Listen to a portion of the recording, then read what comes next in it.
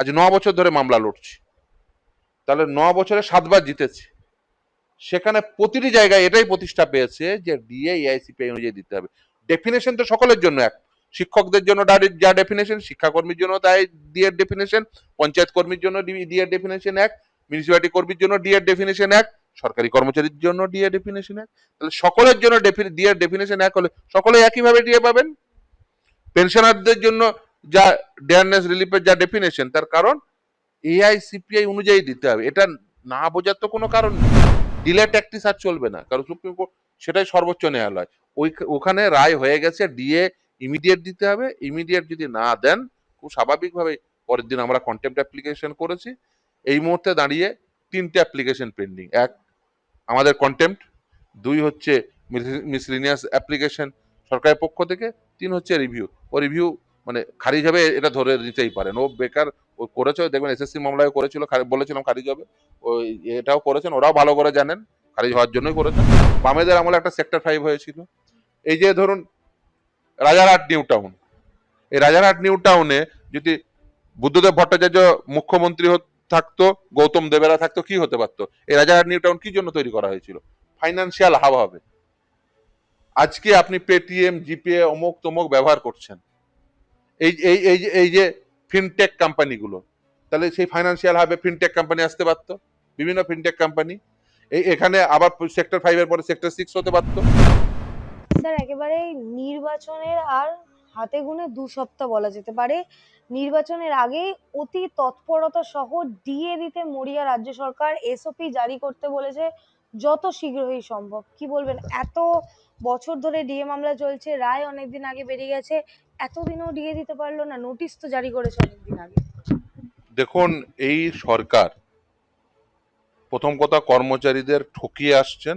যখন থেকে সরকারে এসছেন, বিশেষ করে বর্তমানে শাসক দল 2011 সাল থেকে, রোপারুল 2009-এ বলা আছে ডিএ দিতে হবে এআইসিপিআই অনুযায়ী।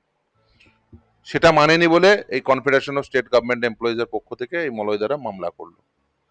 7বার মামলা জেতার পরে যখন সুপ্রিম কোর্ট আলটিমেট নির্দেশ দিল যে 25% এরিয়ার ডিএ ইমিডিয়েট মিটিয়ে দাও, সেটা মিটিয়ে না দিয়ে তারা একটা মিসলিনিয়াস অ্যাপ্লিকেশন করলো। এবং শুধু তাই না, সুপ্রিম কোর্ট বলে দিয়েছিল একটা 4 সদস্যের কমিটি তৈরি করে দিয়েছে। ইভেন আপনারা শুনলে অবাক হয়ে যাবেন, অনেকে হয়তো বিষয়টা জানেন না, এই যে মিসলিনিয়াস অ্যাপ্লিকেশন করেছে না, সেখানে এই যে অনারেবল জাস্টিস ইন্দু মালহোত্রার যে কমিটি, মনিটরিং কমিটি, সেই কমিটির সামনে রাজ্য সরকার নিজে যে এফিডেভিট দিয়েছে যে আমরা এই সময় এই সময় এই সময় মিটিয়ে দেব, সেটা পর্যন্ত তারা কমপ্লাই করতে পারছে না। ফলে যে একদিকে সুপ্রিম কোর্টের নির্দেশ যে 25% এরিয়ার দিয়ে ইমিডিয়েট মিটিয়ে দেওয়া, সেটা করেননি। তারপরে এই যে কিছু পেনশনারদের তাদের অ্যাকাউন্টে ঢুকেছে, এটা ঠিক কথা, কিন্তু এই যে এখনো পর্যন্ত শিক্ষক, শিক্ষাকর্মী, পঞ্চায়েত, মিউনিসিপ্যালিটি কর্মী, তাদের প্রত্যেককে দিয়ে দিতে হবে এআইসিপিআই অনুযায়ী। সেই সময় বামফ্রন্ট আমলে বুদ্ধদেব ভট্টাচার্য মুখ্যমন্ত্রী, অসীম দাশগুপ্ত অর্থমন্ত্রী, আপনারা দেখেছেন। রায়ের পরে আমি দেখা করেছি, এই যখন মামলা চলাকালীন একাধিকবার তার সঙ্গে দেখা করেছি যে ডিএ এআইসিপিআই অনুযায়ী কেন দিতে হবে, এই কনসেপ্টটা কেন সেই সময় বামফ্রন্ট সরকার নিয়ে এসেছিল। তার কারণ হচ্ছে যে বাজারে মূল্যবৃদ্ধি ঘটছে, চালের দাম, আলুর দাম, পটলের দাম, মাছের দাম বাড়ছে, নিত্য প্রয়োজনীয় জিনিসের দাম বাড়ছে, ওষুধের দাম বাড়ছে। ফলে তার সঙ্গে সাযুজ্য রেখে ডিএ দিতে হবে। সব থেকে বেশি অসুবিধায় পড়েছেন এই মুহূর্তে দাঁড়িয়ে পেনশনাররা। অনেকেই ভাবেন সরকারি চাকরি মানে অনেক টাকা বেতন, কিন্তু যারা পেনশনার, বয়স হয়ে গেছে 75-80, তারা যে পরিমাণ পেনশন পান, সেই পেনশন দিয়ে তাদের সংসার চলা, তার উপর দাঁড়িয়ে এই যে ওষুধের দাম যেভাবে বেড়েছে, সেই ওষুধ কেনা বাজার থেকে, ওষুধের খরচ, মেডিকেল কস্ট, বিশেষ করে তার বাড়িতে যদি সন্তান সন্ততি থাকে তাহলে তার এডুকেশনের কস্ট, তারপরে এখন এই মুহূর্তে দাঁড়িয়ে বেকারত্ব, ফলে ছেলেমেয়েরা হয়তো পড়াশোনা করেছেন, চাকরি পাননি, ফলে পুরো সংসারটিকে তাকে টানা। এই অবস্থায় দাঁড়িয়ে সংসার চালানো প্রায় অসম্ভব হয়ে দাঁড়িয়েছে। ফলে একদিকে সংসার চালানো প্রায় অসম্ভব, মেডিকেলের কস্ট ইনকার করা প্রায় অসম্ভব হয়ে গেছে, সেই অবস্থায় দাঁড়িয়ে সরকার ডিএ দিচ্ছেন না। এবং তারা কি করছে, সুপ্রিম কোর্টের রায়ের পরেও তারা এখনো পর্যন্ত না দেওয়ার জন্য আমরা কন্টেম্প করেছি। নিশ্চিতভাবে আগামী 15 তারিখ মামলা নিশ্চিতভাবে আসবে। আমরা সমস্ত কিছু যে কেন এই অ্যাক্টটি উইলফুল ডিসঅবে করেছেন, এই অ্যাক্টটি কেন সাস্টেনেবল নয়, কেন এদের এগেনস্টে কন্টেম্প্ট হবে, সেটা আমরা আদালতের সামনে তুলে ধরবো। এবং শুধু তাই না, প্রতিটি কর্মচারীকে, তিনি শিক্ষক হতে পারেন, শিক্ষাকর্মী হতে পারেন, মিউনিসিপ্যালিটি ওয়ার্কার হতে পারেন, পঞ্চায়েতের ওয়ার্কার হতে পারেন, এই যে এডেড অংশ আছে তাদেরও ডিএ এআইসিপিআই অনুযায়ী দিতে হয়, তাদের ডিএর ক্যালকুলেশন একই পদ্ধতিতে হয়। রোপারুল 2009-এ যে ডেফিনেশন দেওয়া আছে ডিএ এআইসিপিআই অনুযায়ী দিতে হবে 1982-কে বেস ইয়ার ধরে। এই যে অন্যান্য কর্মচারী আছেন, সরাসরি সরকারি কর্মচারী বাদেও এডেড কর্মচারী, গ্রান্টেড এড বলা হয়, তাহলে গ্রান্টিন এডের কর্মচারী যেগুলো, তাদেরকে কেন দেবেন না? তাদের তো একই ডেফিনেশন। কারণ একেবারে স্যাট থেকে শুরু করে state administrative tribunal, high court, supreme court, আজ 9 বছর ধরে মামলা লড়ছি, তাহলে 9 বছরে 7 বার জিতেছি। সেখানে প্রতিটি জায়গায় এটাই প্রতিষ্ঠা পেয়েছে যে ডিএ এআইসিপিআই অনুযায়ী দিতে হবে। ডেফিনেশন তো সকলের জন্য এক, শিক্ষকদের জন্য যা ডেফিনেশন, শিক্ষাকর্মীর জন্য তাই ডিএর ডেফিনেশন, পঞ্চায়েত কর্মীর জন্য ডিএর ডেফিনেশন এক, মিউনিসিপ্যালিটি কর্মীর জন্য ডিএর ডেফিনেশন এক, সরকারি কর্মচারীর জন্য ডিএর ডেফিনেশন এক। তাহলে সকলের জন্য ডিএর ডেফিনেশন এক হলে সকলে একইভাবে ডিএ পাবেন। পেনশনারদের জন্য যা ডেয়ারনেস রিলিফের যা ডেফিনেশন, তার কারণ এআইসিপিআই অনুযায়ী দিতে হবে। এটা না বোঝার তো কোনো কারণ নেই। ওনারা কি হয়েছেন, এইটা না দিয়ে ওনারা পথ খুঁজে বেড়াচ্ছেন কিভাবে এটাকে ডিলে করা যায়। ডিলে ট্যাকটিস আর চলবে না, কারণ সুপ্রিম কোর্ট সেটাই সর্বোচ্চ ন্যায়ালয়। ওখানে রায় হয়ে গেছে ডিএ ইমিডিয়েট দিতে হবে। ইমিডিয়েট যদি না দেন, খুব স্বাভাবিকভাবে পরের দিন আমরা কন্টেম্প্ট অ্যাপ্লিকেশন করেছি। এই মুহূর্তে দাঁড়িয়ে 3টে অ্যাপ্লিকেশন পেন্ডিং। এক, আমাদের কন্টেম্প্ট, 2 হচ্ছে মিসলিনিয়াস অ্যাপ্লিকেশন সরকারের পক্ষ থেকে, 3 হচ্ছে রিভিউ। ও রিভিউ মানে খারিজ হবে এটা ধরে নিতেই পারেন, ও বেকার। ও করেছে, দেখবেন এসএসসি মামলায় করেছিল, বলেছিলাম খারিজ হবে, ওই এটাও করেছেন, ওরাও ভালো করে জানেন খারিজ হওয়ার জন্যই করেছেন, বেসিক্যালি ওটাও খারিজ হবে। আর এই মিসলিনিয়াস অ্যাপ্লিকেশন ওর কি পরিণতি হয় দেখবেন। এদের দিয়ে মিটিয়ে দিতেই হবে। এরা চাইছে ডিসেম্বর পর্যন্ত সময় চাইছে, আগে দেননি কেন? আপনি যদি প্রতি বছর বছর দিয়ে দিতেন তাহলে একসঙ্গে এতটা ঘাড়ে চাপতো না। এই দেখুন, সরকারের যে বাজেট, বাজেট কিভাবে করা হয়, বাজেটের দুটো অংশ থাকে, একটা হচ্ছে স্থায়ী খরচ, একটা হচ্ছে অস্থায়ী খরচ। স্থায়ী খরচের মধ্যে বেতন, পেনশন, এগুলো স্থায়ী খরচের অংশ। আপনি স্থায়ী খরচটিকে আগে সেটিকে বন্দোবস্ত করবেন, তারপর অস্থায়ী খরচ। আপনি মেলা খেলাটা আগে করে নেবেন। এই কিভাবে মেলা খেলা করা যায়, কিভাবে বাজে খরচ করা যায়, কিভাবে রেড রোডে নৃত্য দেখা যায়, কিভাবে ওই ক্লাবগুলোকে পয়সা দেওয়া যায়, কিভাবে এটা করা যায় সেটা করা যায়, তার জন্য আপনি কি করছেন, কর্মচারী যে প্রাপ্য ডিএ সেটা দেবেন না। এই প্র্যাকটিস আর চলবে না। খুব স্বাভাবিকভাবে আগামী দিনে মামলা আছে, আমরা সেখানে কন্টেম্প্ট অ্যাপ্লিকেশন সেটাকে প্লেস করব। নিশ্চিতভাবেই আদালতের রায় হয়েছে, আদালত তার রায়কে নিশ্চিতভাবেই রক্ষার্থে, আদালতের যে ম্যাজিস্ট্রি সেটা রক্ষার্থে নিশ্চিতভাবে এই সরকারকে জিজ্ঞাসা করবে যে তুমি কেন এতদিন পর্যন্ত এই রায়ের মান্যতা দাওনি। এখন যারা কন্টেমনার, যারা পার্টি টু দ্য প্রসিডিংস, যারা মুখ্য সচিব, অর্থ সচিব, যারা পার্টি টু দ্য প্রসিডিংস, তাদের জিজ্ঞাসা করবে, না হলে তারা জেলে যাবে। খুব স্বাভাবিক কথা। দাদা একেবারেই নির্বাচনের প্রসঙ্গে যদি ফিরে আসা যায়, বিজেপি থেকে দাঁড়িয়েছেন পানিহাটি বিধানসভায় অভয়ার মা রত্না দেবনাথ নিজে, বিজেপির প্রার্থী তিনি পানিহাটি বিধানসভার। সেই জায়গায় দেখা যাচ্ছে তৃণমূলের যারা লোকেরা রয়েছেন তারা জয় বাংলা স্লোগান দিয়ে তার উপর আক্রমণ করছে। এই চিত্রটা কি কাম্য ছিল যে প্রিপোল ভায়োলেন্স আমরা আবারও দেখতে পাচ্ছি বঙ্গে? এত যে নিয়ম বিধি এত আগে থেকে কড়াকড়ি করা হলে ইসিআই এর পক্ষ থেকে সেই তো একই চিত্র। শুধু তাই না, আপনি এক জায়গার কথা বললেন, এই যে যাদবপুর কেন্দ্রে হুমকি দিয়ে বেড়াচ্ছে, বিভিন্ন জায়গায় হুমকি দিয়ে। যাদবপুরে এটি পোস্টার পড়েছে তৃণমূলের পক্ষ থেকে যে চাকরি খেকো বিকাশ রঞ্জন ভট্টাচার্যকে ভোট দেবেন না। দেখুন, প্রথমেই বলি চাকরি গেছে কিসের জন্য, কারণ মমতা বন্দ্যোপাধ্যায়ের সঙ্গী সাথীরা তারা টাকা খেয়েছেন, তাই অ্যাকচুয়ালি ওই পোস্টারটা হওয়া উচিত ছিল মমতা বন্দ্যোপাধ্যায়ের দলকে ভোট দেবেন না, তার কারণ এদের টাকা খাওয়ার জন্য এত লোকের চাকরি গেছে, এদের টাকা খাওয়ার জন্য সাদা খাতার মাস্টার হয়েছে, এদের টাকা খাওয়ার জন্য এই কর্মচারীরা ডিএ পাচ্ছে না, কারণ বিভিন্ন খাত তৈরি করেছেন, আর সেই খাতে তো একেবারে ঘুরপথে এসে তো তৃণমূল কংগ্রেসের নেতা নেত্রীদের পকেট ভরে। ফলে এই যে এদের টাকা খাওয়ার জন্য যেমন সাদা খাতার মাস্টার হয়েছে, এদের টাকা খাওয়ার জন্য কর্মচারী ডিএ পাচ্ছে না, এদের অদক্ষতা অকর্মণ্যতার জন্য বেসিক্যালি প্রতি বছর এসএসসি টেট হচ্ছে না, এদের অদক্ষতা অকর্মণ্যতার জন্য, এদের দুর্নীতি পরায়ণতার জন্য এবং দুষ্কৃতি রাজের জন্য মানুষ ব্যতিব্যস্ত। দেখুন প্রতিটি ক্ষেত্রে দুর্নীতি, সে চাকরিই বলুন, সে বিভিন্ন প্রকল্পই বলুন, বা এই এই যে ধরুন এতদিন ধরে নিয়োগ হচ্ছে না, এই যে প্রতি বছর টেট হওয়া প্রয়োজন, একেবারে এনসিটির গাইডলাইনে নির্দিষ্টভাবে বলা আছে, হচ্ছে না কেন? এত স্কুল বন্ধ হলো, 8,000-এর অধিক স্কুল বন্ধ হলো এই রাজ্যে এই সময়কালে, এই বর্তমানে শাসক দলের সময়কালে।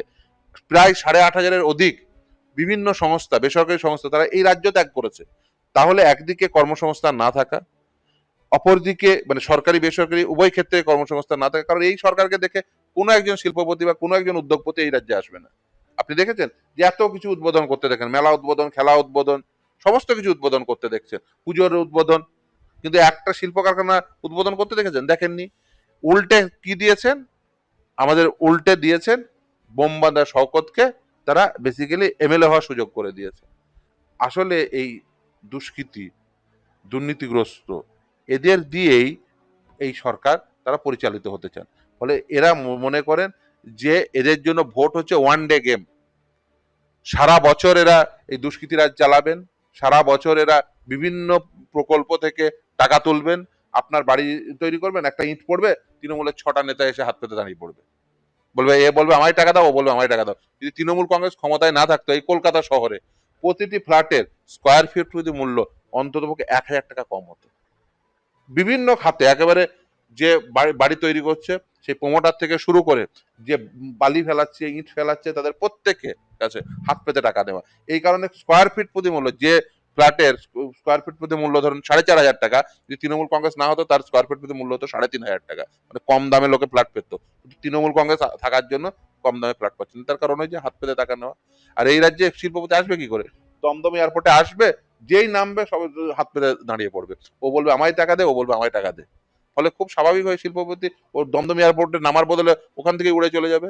আর ওই যে একটা করে সম্মেলন করে না, শিল্প সম্মেলন, ওখানে এসে তো লোকে বিরিয়ানি খেয়ে বাড়ি চলে যায়। ওই মৌ স্বাক্ষর হয়, ও মৌ থেকে আর কখনো ওই মৌমাছি থেকে কখনোই মধু হয় না, ফলে ওর মৌই স্বাক্ষরিত হয়ে যায়। যে আসে বলে কত করবেন, লিখে দে, ও তো লিখার বিষয়, যে যত পারবি লিখে দে বাবা, 1,000 কোটি টাকা, 5,000 কোটি টাকা, 50,000 কোটি টাকা, 1,00,000 কোটি টাকা, ও বলে দিল। ও জানে যে কোনোদিন করবো না, যে লিখছে সেও জানে কোনোদিন হবে না। ফলে ওই যখন শিল্প সম্মেলন হবে আর বলবে যে এত লক্ষ কোটি টাকার বিনিয়োগ আসতে চলেছে, দিয়ে তারপরে কি কি পান বাজারে? একটা সূচ কারখানা পেয়েছেন? এই আমলে একটা সূচ কারখানা খুঁজে এনে দিন তো। সূচ কারখানা ছেড়ে দিন, ওই দেখবেন গ্রামে দেখবেন ধান কল হতো, মানে ধান ভাঙা। এই আমলে একটা ধান কল খুঁজে এনে দিন তো, যে এই আমলে, এই 15 বছরের আমলে একটা ধান কল হয়েছে কোনো পাড়ায়? কোনো পাড়ায় ধান কল হয়নি, একটা সূচের কারখানা হয়নি। কেন হয়নি? তার কারণ হচ্ছে এখানে বেসিক্যালি সবাই এসে ওই টাকা তুলবে। উল্টে এখান থেকে যাই সংস্থা ছিল, প্রায় 8,500-এর বেশি সংস্থা এই রাজ্য ত্যাগ করেছে। ফলে একদিকে রাজ্য ত্যাগ করে বিভিন্ন সংস্থা চলে যাচ্ছে, অপরদিকে স্কুল বন্ধ হয়ে যাচ্ছে, সাদা খাতার শিক্ষক হচ্ছে, এসএসসি টেট হচ্ছে না।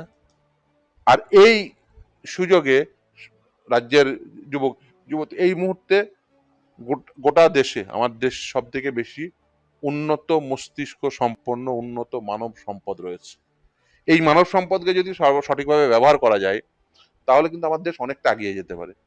সর্বোৎকৃষ্ট মানব সম্পদ আমার রাজ্যে রয়েছে। দেখুন বামেদের আমলে একটা সেক্টর 5 হয়েছিল, এই যে ধরুন রাজারহাট নিউ টাউন, এই রাজারহাট নিউ টাউনে যদি বুদ্ধদেব ভট্টাচার্য মুখ্যমন্ত্রী থাকতো, গৌতম দেবেরা থাকতো, কি হতে পারতো? এই রাজারহাট নিউ টাউন কি জন্য তৈরি করা হয়েছিল? ফাইন্যান্সিয়াল হাব হবে। আজকে আপনি পেটিএম, জিপে, অমুক তমুক ব্যবহার করছেন, এই যে ফিনটেক কোম্পানিগুলো, তাহলে সেই ফাইন্যান্সিয়াল হাবে ফিনটেক কোম্পানি আসতে পারতো, বিভিন্ন ফিনটেক কোম্পানি। এখানে আবার সেক্টর 5-এর পরে সেক্টর 6 হতে পারতো। এই গোটা বিশ্বে এই মুহূর্তে সব থেকে বুমিং হচ্ছে এআই, আর্টিফিশিয়াল ইন্টেলিজেন্স। এআই নিয়ে আমার দেশ তথা আমার রাজ্যে কি কাজ আছে? আপনি চায়না চলে যান, তারা তাদের স্কুলে এআই শেখানো হয়, প্রাথমিক স্কুলে। আর আমাদের প্রাথমিক স্কুলে ও ঠিক করে ব্ল্যাকবোর্ড নেই, উল্টে সেই স্কুলগুলোকে বন্ধ করার বন্দোবস্ত করেছে। ফলে ওই জন্যই তো সমস্যা, ওই জন্যই তো লোক আর স্কুলে আসতে চাইছে না, সরকারি স্কুলে। মুখ্যমন্ত্রীর কবিতা রাখা হবে, মুখ্যমন্ত্রীর বই রাখা হবে ওই সরকারি লাইব্রেরিতে। ফলে কি হচ্ছে, ওই পাঠাগারে আর কেউ পাঠ করতে আসছে না, আর ওই স্কুলগুলোতে আর কেউ আসছে না। দেখুন, একদিকে এই যে গোটা রাজ্য জুড়ে আপনি যদি এই স্কুল, কলেজ, বিশ্ববিদ্যালয়ে সর্বমোট সম্পদের পরিমাণ ভাবেন, সেটা কয়েক লক্ষ কোটি টাকার সম্পদ। এদের আসল উদ্দেশ্য হচ্ছে কয়েক লক্ষ কোটি টাকার সম্পদকে আসলে বেসরকারি হাতে তুলে যেতে চান। তার কারণ আপনি স্কুলের জমি, বাড়ি, ওই বিল্ডিং, ওই আসবাবপত্র, সর্বমোট আপনি সম্পদের পরিমাণ হিসাব করুন, সেটা কয়েক লক্ষ কোটি টাকার সম্পদ। এই কয়েক লক্ষ কোটি টাকার সম্পদকে কিভাবে বেসরকারি পুঁজির হাতে তুলে দিতে হবে তার বন্দোবস্ত করছেন। প্রথমে কি, বাজারে দেখুন, এই যে সাদা খাতা শিক্ষক করে বাজার থেকে টাকা তোলা হলো, এক রাউন্ড টাকা হয়ে গেল। এবার কি হবে, এবার সরকারি বেসরকারি যে স্কুলগুলো, সেগুলোতে বেশিরভাগ ছাত্রছাত্রী যাবে, ফলে তাদের কাছ থেকে আবার টাকা তোলা, তাহলে সেকেন্ড রাউন্ড হলো। থার্ড রাউন্ড কোথায়? থার্ড রাউন্ড হবে এই যে সরকারি বিভিন্ন স্কুল, কলেজ, বিশ্ববিদ্যালয়, এগুলোকে পিপিপি মডেলে চালানো হবে। বলা হবে দেখো পাবলিক প্রাইভেট পার্টনারশিপ, দিয়ে সেখান থেকে আবার এক রাউন্ড টাকা তুলবে, দিয়ে বলবে পিপিপি মডেল চলছে না, এবার সব প্রাইভেটাইজেশন করে দাও, আর এক রাউন্ড টাকা তোলা হবে। ফলে এই যে টাকা তোলার এটা ফার্স্ট রাউন্ড হয়ে গেছে, বা second round, third round, fourth round চলবে ওদের। ফলে এই উদ্দেশ্যে স্কুলগুলোকে তার ইনফ্রাস্ট্রাকচার ভেঙে দেওয়া, সেখানে এমন শিক্ষক নিয়োগ করা যারা সঠিকভাবে পাঠদান করতে পারবে না, এবং সর্বোপরি এই যে শিক্ষান্তে কাজ, দেখুন বামেদের ইস্তাহার বেরিয়েছে, তারা কি চাইছে, এক, প্রতিটি বাড়িতে অন্তত পক্ষে একজন চাকরিরত মানুষ থাকবে। অন্য রাজ্যে করেছেন কোথায়? বিজেপি তো অন্য রাজ্যেও ক্ষমতায় আছে। বলুন যে এই রাজ্যের মডেলটাকে এখানে ফলো করা হবে, কোন রাজ্যের মডেল ফলো করা হবে? বিজেপি বলেছেন ক্ষমতায় আসতে চাইছেন, বলুন বিজেপি, বলুন যে যারা যে রাজ্যে তারা রয়েছেন বর্তমানে পশ্চিমবঙ্গে, কোন রাজ্যের মডেল তারা ফলো করবে? উত্তরপ্রদেশ মডেল? কোন মডেল ফলো করবেন বলুন? আপনারা তো অনেক রাজ্যে ক্ষমতায় আছেন, তাহলে সেই রাজ্যে আপনি করে দেখাতে পেরেছেন যে এটা একটা মডেল স্টেট, যে এই মডেল স্টেট আমরা খাড়া করেছি।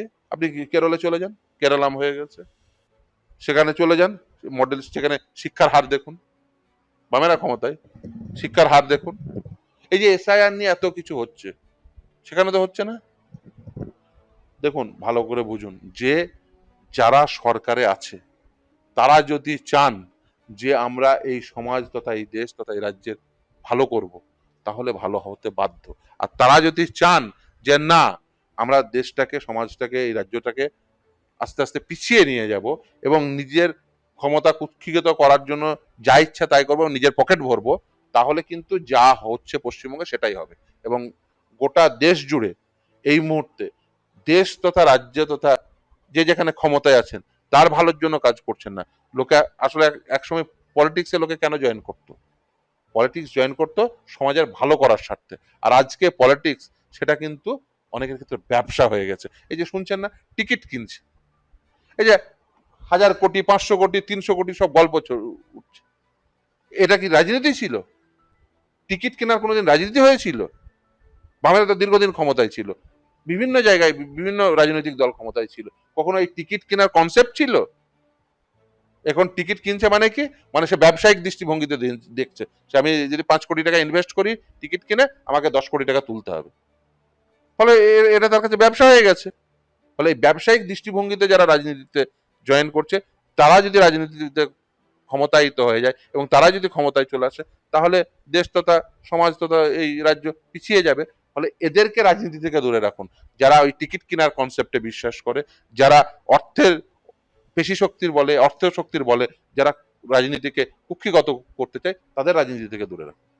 একেবারেই শেষ প্রশ্ন, এই যে অভয় মায়ের উপর আক্রমণ করা হচ্ছে, তাকে বিভিন্নভাবে মেলাইন করার চেষ্টা করা হচ্ছে, আমরা বিভিন্ন ভিডিও ইতিমধ্যে সোশ্যাল মিডিয়ায় দেখতে পাচ্ছি। মুখ্যমন্ত্রী অপরদিকে বলছেন যে যা রাজনীতিতে এসছেন ভালো, মানে বিরোধী দলের পক্ষে কথা বলুন, কিন্তু সৌজন্য রক্ষা করুন। তার ক্ষেত্রে সেই সৌজন্য তো রক্ষা করা হচ্ছে না। দেখুন, অত্যন্ত দুর্ভাগ্যজনক।